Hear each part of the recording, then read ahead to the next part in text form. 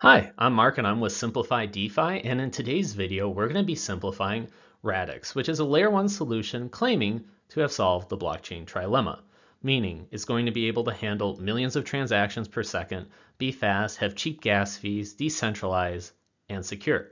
At least this is what they're claiming. It's not an EVM layer 1 or layer 2 solution, such as Ethereum, Avalanche, Arbitrum, etc. And there's going to be a lot to unpack here. So we'll be simplifying what I discovered, and hopefully that helps you out with your research. And a quick disclaimer, I am not being paid nor sponsored to create this video. This is just for entertainment and educational purposes only. This should not be taken as financial advice. A little backstory, I created a Twitter thread about Radix not long ago. You can find a link in the description. The community loved it so much they requested a video. In fact, there were some generous members even offering to compensate me to create this video. I also thought about taking some sponsorships as well. Ultimately, I decided to make this video for free. I put a lot of time researching Radix overall, and I just want to make it simple for you to understand. So please enjoy and make sure you do your own research because it's possible that I'm making some mistakes here. The first question that needs to be asked is, what is the problem and why should I care? See, Ethereum was revolutionary with what it was able to do with smart contracts. The problem is that it wasn't efficiently designed for what crypto needs today. That's why we're seeing a lot of problems with speed, gas fees, exploits, there's difficulty using MetaMask, and we're also seeing a lot of popularity in layer 2s, there's upgrades happening to Ethereum, etc. But what if there's a limit to how much we can upgrade EVM layer 1s and 2s? You won't want to upgrade a 1990 Ford Taurus to compete in a Formula One race. You would hit a limit. So what does that mean? Well, it means that we need a completely new solution. Ideally, it'd be one that would be focused on better handling of tokens, smart contracts, etc. And this is what Radix has been doing since 2013. So what is Radix's solution to all this? Well, they're creating a layer 1 that is completely different than the EVM layer 1s and layer 2s. They've been working and researching on this since 2013, and they want to create a Web3 experience that is not only easy for the users, but for the developers as well. So that means when it comes to wallet experience, it's very intuitive and anybody can use it and know exactly how much they have in their portfolio, etc. And this layer 1 should be designed specifically for tokens, assets, accounts, smart contracts, and have an easy programming language as well. But it's equally as important that it solves the blockchain trilemma. So that's why Radix is going to be a layer 1 proof of stake Byzantine fault tolerance that specializes in cross-shard, consensus, and execution. It'll be fast, unlimited scaling, maintaining atomic composability, be decentralized and secure. Ooh, that's a lot. So we're going to go over a lot of these components very simply and quickly. We're going to talk about their unique solutions to the consensus layer, application layer, storage layer, and user layer. But again, don't worry, it's going to be simple. So let's get to it. So this is the roadmap as to how everything looks at this point in time. Right now, they are on the Olympia and Alexandria release. So this is the bare bones. I don't really see this as anything special, right? Low fees, but it's 50 transactions per second, low gas fees. You can stake, transact. But again, it's just pretty much the bare bones of a layer 1. And you can do some playing around with the Scrypto language and the programming language.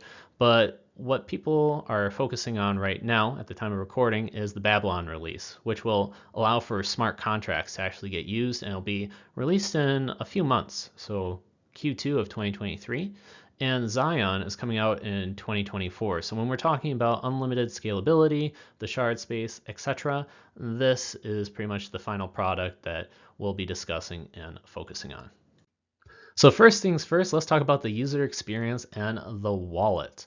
Now, I watched the overview video from Radix, and honestly, it was really good. It talked about everything, the wallet, the consensus layer, and just gave a simplified version of it. So I recommend it. Link is going to be in the description. However, it is long. It's like over an hour.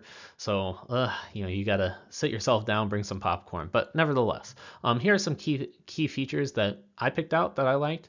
Number one is when it comes to slippage. So sometimes you may be wanting to swap tokens and you're expecting a certain amount, let's say 100 tokens, and after once it goes through, you only get 60. You're like, what the heck? So what's really nice is that you can specify the minimum amount of tokens that you want to receive, and if you don't, the transaction just doesn't go through. So like, let's say you're trying to get 90 tokens, or you're trying to get the 100, and you are willing to only go down to 95 because you understand that maybe the slippage does happen. Boom. So if it, let's say, wants to give you back 90, doesn't go through. So that's pretty cool. Number two is the portfolio value. So sometimes you may have, let's say, some LP tokens, and it's kind of difficult to calculate how much is your portfolio worth. Well, Radix, the wallet, makes everything really easy when it comes to looking up the values. Finally is with the NFTs. So NFTs, they can have metadata and you have to go to other sites, but it just essentially shows all the NFTs really nicely right in front of you. So those are some of the things. There's also discussions about account recovery, where let's say you lose your phone, you can easily recover it and not worry about the seed phrase, etc. I don't know too much about that, but that is another cool feature. All right, let's move on. So before we talk about smart contracts and the Radix engine, etc., let's talk about how smart contracts work on the EVM. So up until this point in time, I just assumed that if I move 10 tokens from, let's say, my wallet to somebody else's wallet, that's exactly how it worked. I got 10 tokens in my wallet, now it appears in that other person's wallet, and there you go. But apparently that's not how it really works. So what ends up happening is, let's say there's USDC, right? And that's the token that I'm sending over. There's a smart contract for it. So for the USDC, there's a whole smart contract. And it has a list of everybody's balances. So it has my balance, which was like the $10 USDC, and it had my friend's balance on there as well, potentially. And then I sent a message saying, hey, send my buddy that $10 of USDC. And the smart contract takes a look at its balance sheet like, oh, okay. So guess what? We're going to take it away from yours and we're going to add 10 to your friends. I was like, okay, that's kind of interesting. I never knew that.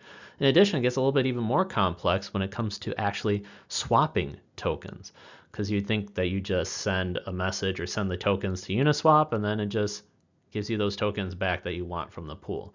But apparently there's like a lot going on here, and it's also the reason why there's a lot of exploits that can happen, because there's so much dependencies on other smart contracts that developers need to make sure that everything works according to plan. And if there's any misstep, then that's where hackers can exploit smart contracts and get a lot of funds. So this was really interesting for me, and I didn't know that, so now you know.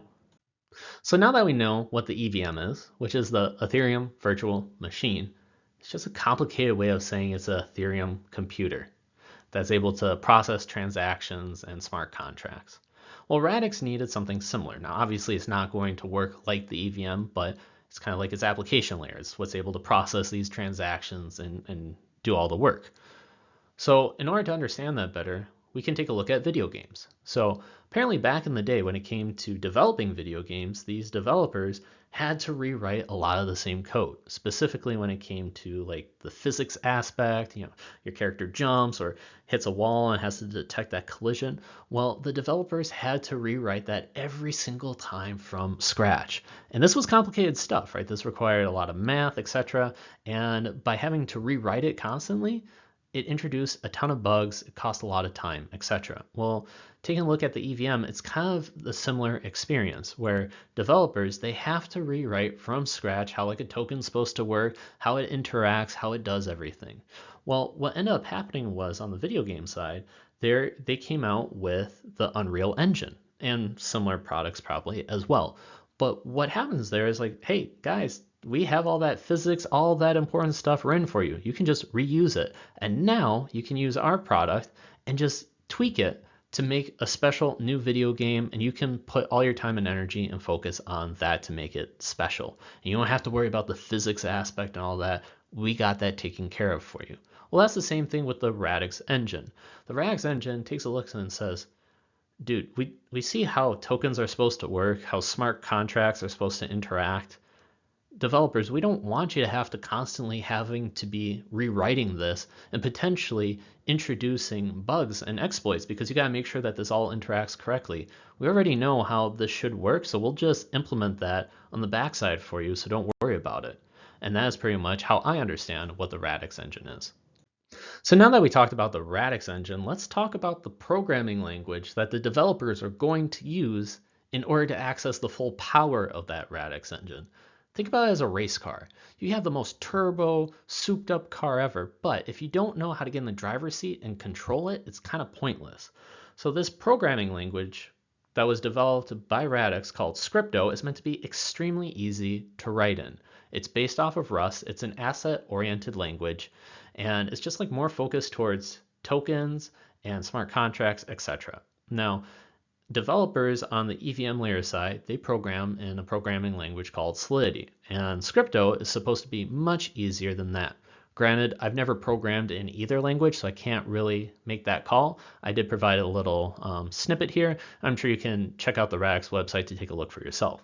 Now, let's go over some of the terminology here. So when they say smart contracts, it can be broken up into two things: blueprints and components.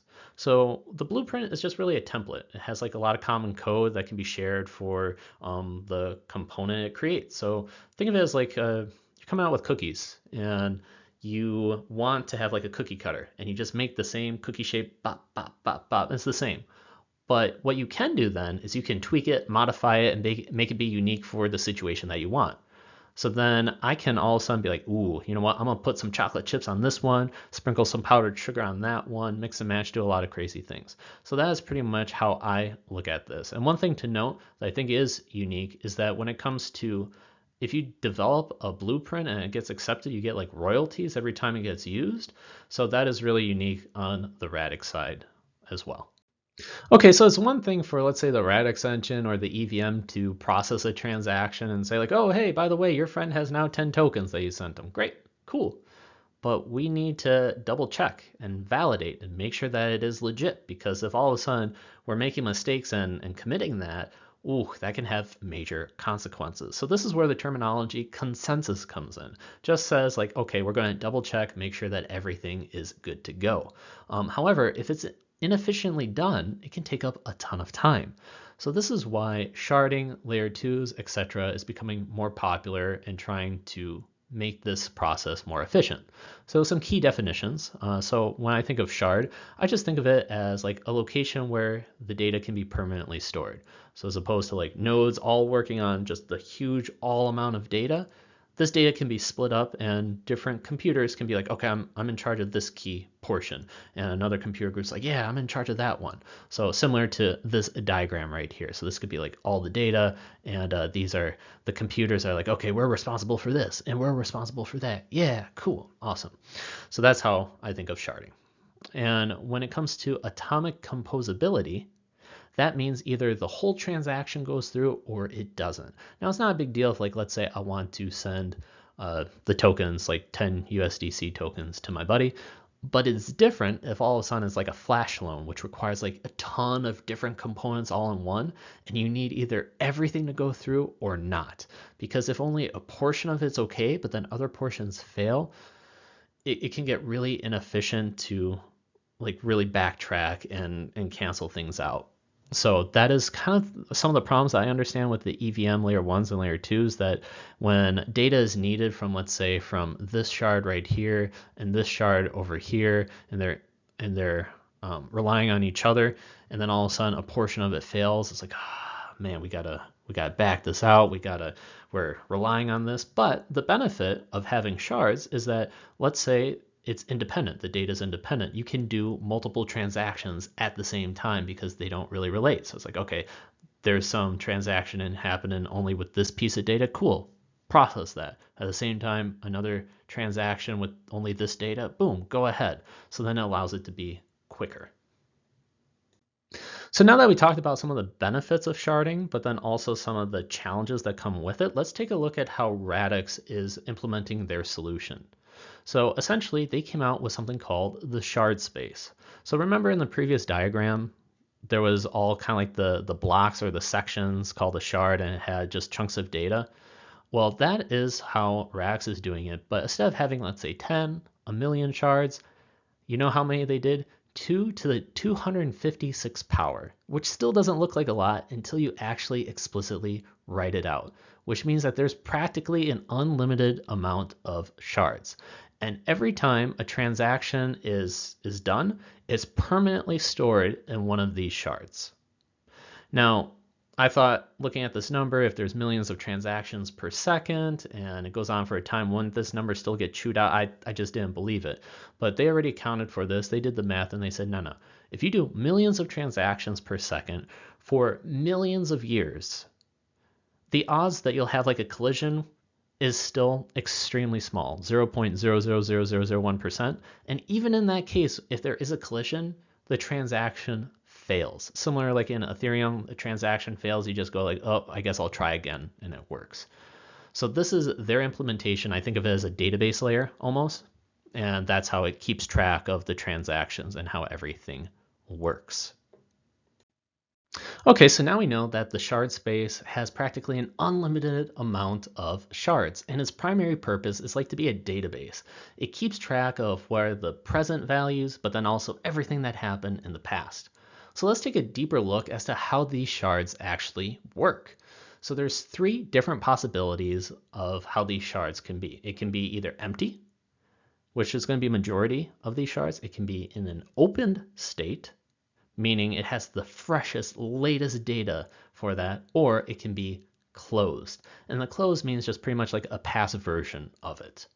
So when you have a ton of closed versions, they're closed, can't touch it, can't modify it, it's done, it's sealed off, it's permanent. And it leaves a trail because in this closed shard says, oh yeah, there was an update that happened. Take a look over here.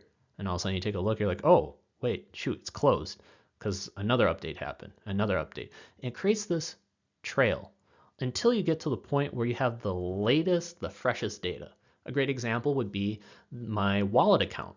Right? Because right now, if I take a look and I want to do a transaction, I can. It's in an open state. And I can swap for a token. But as soon as I do that, boom, this shard is going to be closed. It's going to be like a snapshot. And it's going to point to a new shard that's going to be open with the fresh data and saying, there you go. And that's what leaves this trail.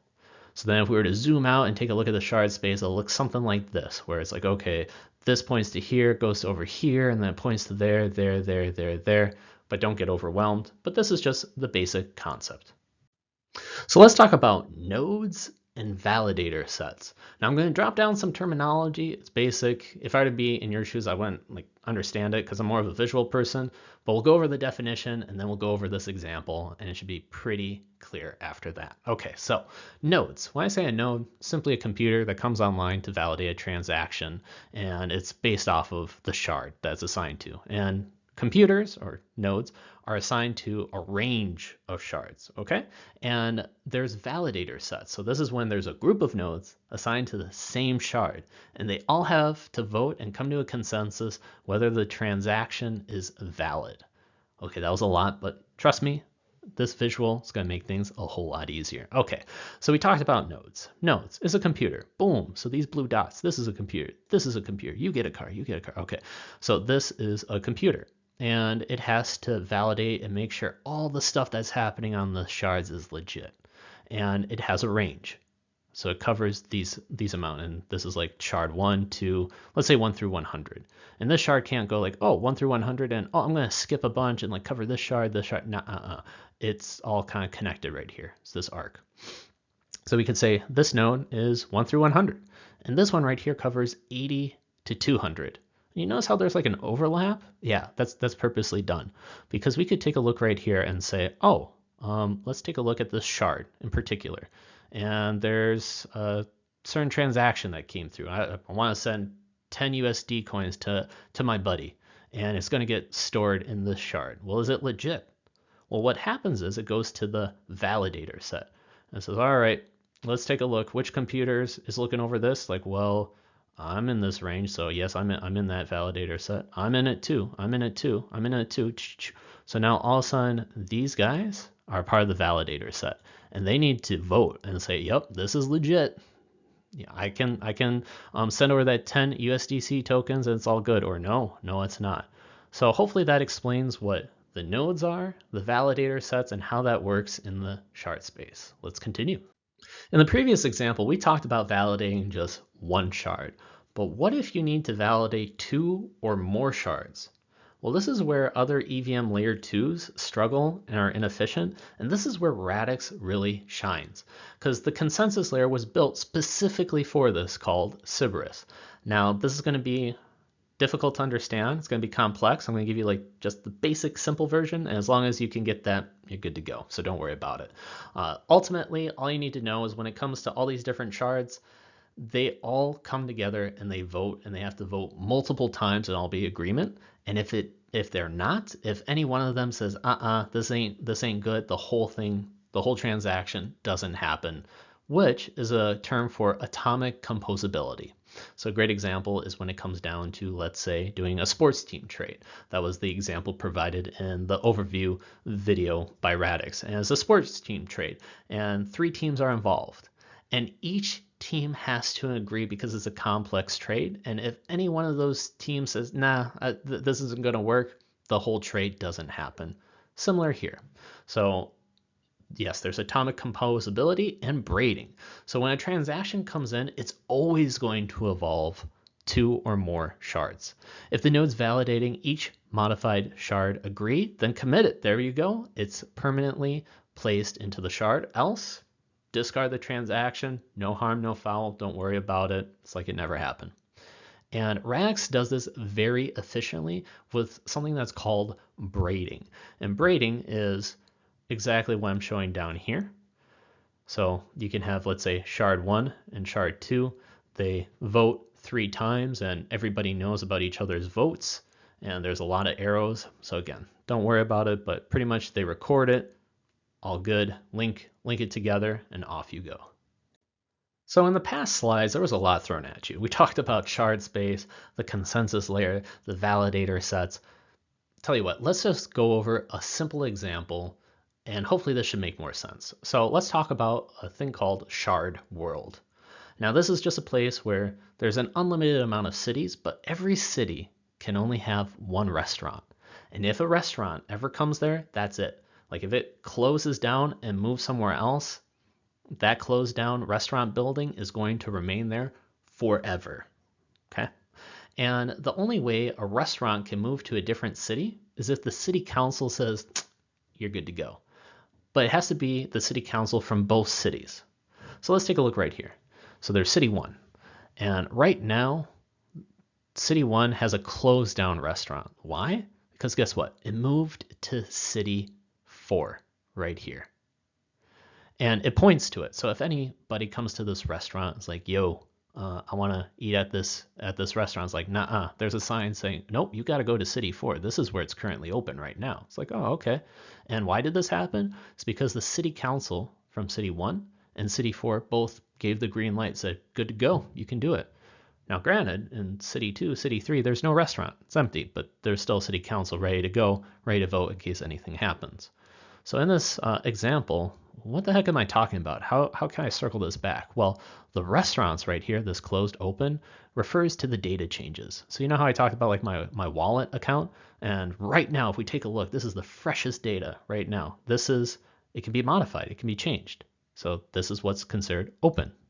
The shard is considered open.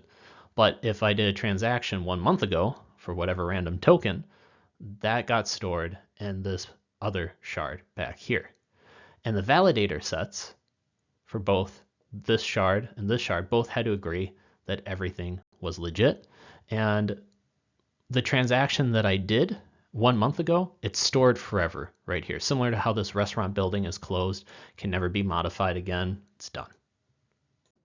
So what's really cool about this example that I created is we can literally push it to the limit. So in that other example, it was just for a very simple transaction. But in Radix and in the Shardspace, a lot more complex transactions can happen, and this example can follow suit. So if we want to go deeper into this is like extra credit, but let's say you have 3 different shards, which represent 3 different pieces of data, smart contract token, whatever it is. We'll just say 3 different restaurants. And they want to relocate. They can go from 3 restaurants down to 2. Granted, all the city officials from City 1, 4, 7, and 5, 2, they all have to agree. And if so, we just went bam from 3 restaurants down to 2. Granted, you could be like, well, why is in City 2 now it's closed? Well, that's because it expanded. It went from all of a sudden one restaurant to now two, and it has two open restaurants. So it relocated, and that required City 2, 3, and 6 to all approve of that. So you're good to go. So what's available now? Can I make any modifications here, here, here, here? No, I can't. But if I want to make a modification, I can make a modification in City 5, City 6, and City 3. And these restaurants can relocate somewhere else, different combinations, as long as all the city officials vote and approve it. And their votes are for multiple times. So advanced example, but we can push that even further, extra credit.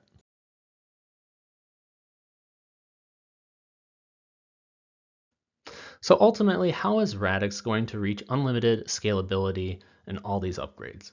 Essentially, again, everything that's being discussed is going to happen in the Zion release that is planned to go out in 2024. The concept with unlimited scalability is you can essentially add as many computers as you want, and they can cover more nodes, process transactions more quickly, hence more computers, more power. So in this video, I put a lot of time, energy, and effort into simplifying and talking about what Radix is trying to do. If I had more time to research, here are some of the questions, comments, and concerns that I would be asking, and I really suggest that you do your own research as well. Some of these would include, how can Radix be so sure that the 2024 Zion release will deliver on its promises? Testing is one thing, but how can they be so sure that this is going to work on production? It's one thing to do something in a testing environment, completely different when you push it out and then unexpected issues happen. Now, when it comes to tracking transactions, it can be very painful for tax purposes. Are there plans to have integrations with popular crypto tax software? With so many people putting their time, energy, resources into EVM solutions, how can they be confident that people are going to be willing to bridge on over and actually come over to Radix? How can they attract new users into this space? Will there be an ability to bridge over funds and assets from EVM solutions over to Radix? And finally, if there is code, won't there always be vulnerabilities? So even though Radix may be eliminating some of the common exploits that happen on the EVM side, by introducing new code, is it not possible for there to be new bugs introduced and new exploit potentials? So again, these are some of the things I'd be researching and thinking about. So I wanted to talk about the documentation and the resources created by Radix. Overall, I have to say, I think it's well done. I really like the visuals and the explanation. You can tell that they put a lot of time, energy, and effort into it, as opposed to other projects that I've looked at. Now, if I had to be critical, one thing I would say is that sometimes I do feel overwhelmed. I feel that there's so many different starting points, and sometimes they overlap in certain documentations when you go down the rabbit hole, but then those documents diverge into other documents, and I don't know the path that I should take to easily understand it. So a recommendation potentially could be have a simple beginner guide where it's just step A, step B, and you just go, and it's very streamlined, easy to understand. Get the crash course. Similar to the YouTube video. So I'm going to leave a link in the description. Yes, it's an hour long, but it just gives a nice overview as to what Radix is all about. I like that. That's pretty good. Now, granted, I don't think that's necessarily needed for people to understand how Radix works in order to use it, similar to Ethereum. Not everybody knows how Ethereum works. I was definitely in that camp, but I know how to operate. I know how to navigate. And perhaps that's going to be the same thing for Radix as well. Finally, I want to give a shout out to the ambassadors in the community. You guys put a lot of time, energy, and effort to answer all my questions, so I just want to give a thank you back. So overall, there's been so much progress in crypto, but so much more is still required. It's interesting to see all the improvements that have happened to the EVM layer solutions. However, what if there is truly a limitation? Would that require a whole new solution? Is the solution that Radix is working on the one that actually solves the blockchain trilemma and also provides just a nice intuitive Web3 experience for users and developers alike? Only time can tell. But if you enjoyed this video, please make sure to check out my Twitter thread. It's going to be linked in the description. Please also like and subscribe. I'll see you in the next video.